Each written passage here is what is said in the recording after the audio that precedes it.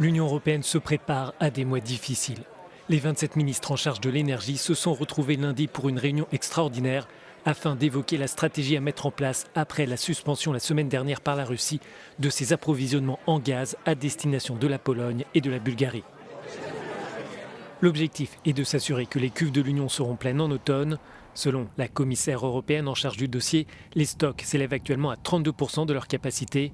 Or, n'importe quel pays membre pourrait être la prochaine cible énergétique du Kremlin. Les 27 travaillent aussi sur un nouveau train de sanctions qui devrait se focaliser sur un embargo progressif sur le pétrole russe.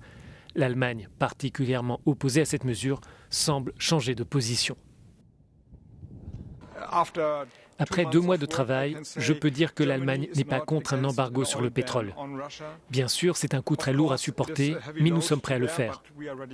Nous devons préparer les infrastructures, nous devons préparer les pipelines. Le temps aide, mais d'autres pays ont des problèmes plus importants. La Commission européenne pourrait annoncer ces nouvelles mesures mardi. Mais pour certains experts, il faut manier cette arme avec précaution, car le retour de flamme pourrait être dangereux pour l'Union européenne.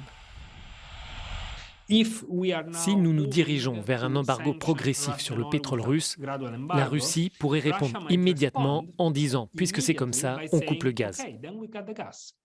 Et donner à la Russie ce jeu stratégique n'est peut-être pas la meilleure option pour l'Union européenne. Il serait peut-être préférable pour l'Union de mettre des droits de douane immédiatement sur le pétrole et le gaz qui viennent de Russie vers l'Union européenne.